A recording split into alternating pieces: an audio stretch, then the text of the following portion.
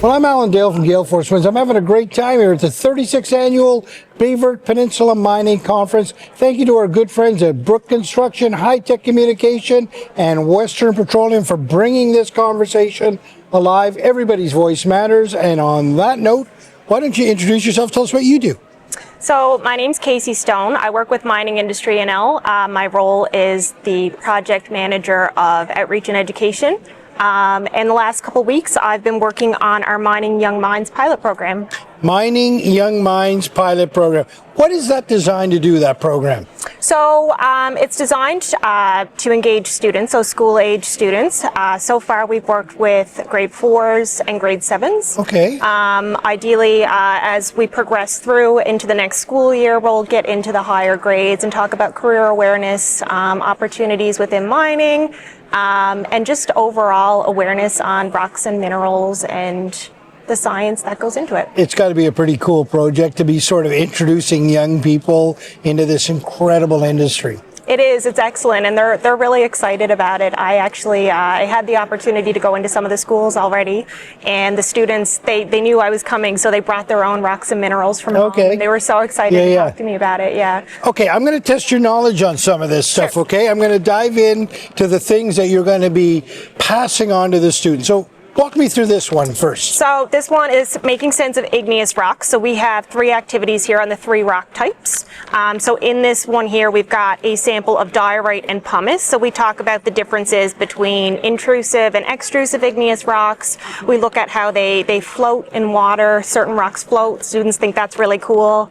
Of course, the pumice stone, they might know already from seeing it in the bathroom, like, you know, scrubbing your feet.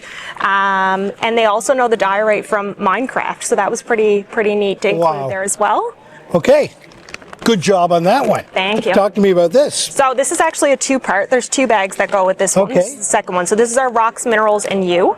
And really this is a product matching activity. So minerals and rocks in your everyday life. We have a series of everyday products, everything from toothpaste to eyeshadow to rechargeable batteries, as well as a series of rocks and minerals that are all locally sourced from Newfoundland and Labrador. And we talk about how each of these rocks and minerals are used to make these everyday products. So students work together in groups to match up the product with the rock or the mineral. So that old game of connecting the sort of lines, you're doing it with sort of, they're holding them in their hands, and that's fantastic. Okay, well that's great. How about this one? So this one is our making sense of sedimentary rocks. So for this one, we're talking about grain size in sedimentary rocks and how we use that to distinguish and identify different rock types. So for this one, I really like to focus on kind of a tactile experience with students. I have them kind of close their eyes, feel it. What do they notice? How does one differ from the other with that grain size in the rock? And we talk about those different sizes here with our grain size charts. Wow. Okay, how about this one? This is also a little 2-part. So this is our mineral testing kit. So in this kit, we have our physical properties of minerals chart. We also have our testing equipment. So we have magnifying glass. We have a conductivity tester, which we use because we have a conductive mineral in there. We also have our equipment for doing our 3 hardness tests. So we use glass, a penny, a nail, as well as our fingernails. And that corresponds with the Mohs scale of hardness, as well as our pen magnet, which we as geologists would use in the field to identify magnetic minerals. So these are our mystery minerals. So we kind of do this as a bit of a game to figure out which mystery mineral you have. So they do a series of tests, which corresponds with the booklet here to figure out what they have. Right. Talk to me about how the students react to this. How do they enjoy this? They've been really excited about it. So like I mentioned, when they knew I was coming into the classroom, they brought some of their rocks and minerals from home. They're really eager to share with me things that they already know, but I actually like to kick off these workshops with an activity where I just have them write down one thing that they know about rocks or minerals or mining, and then I bring it back in at the end, share what's one thing that you learned today, and we kind of compare how they differ.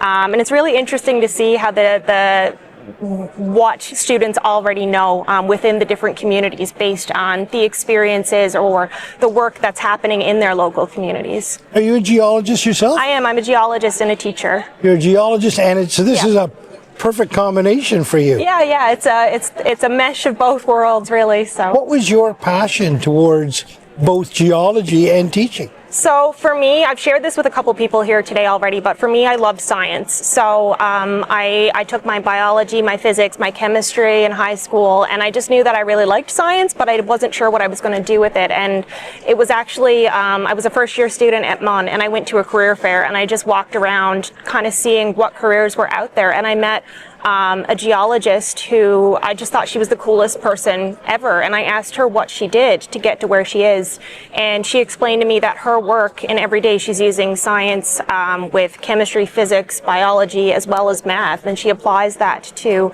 geology. So I didn't take any earth science courses in school. I actually wasn't very knowledgeable about it because the offerings and the content that's covered in school was quite limited for me. So it wasn't until after into post-secondary that I dove into it and got to apply my love of science to geology. Wow. And the teaching piece? So the teaching piece was something I was always really passionate about, even as I've continued to work. I've worked in industry, so I worked for Exploits, Discovery Corp, and Gander, and I continued to go into the classrooms there. But I really love working with youth, and for me, it's about seeing that spark when they kind of understand, or that light bulb moment where they can relate to something that they already know. So I really enjoy that teaching component. So it's really nice to be able to kind of mesh both of those worlds together. And the show, are you enjoying the show? The show is excellent. Yeah, this is my first time. I've been to Baie Verte, but I've never been to the Baie Verte mining conference, so I've got to say it's excellent. I'm having a great time. You know, you said that you once met the coolest person ever, and she was a geologist. Maybe there's somebody out there that's going to meet the coolest person ever, and she's a geologist. Thanks for being on the show. Thanks for having me.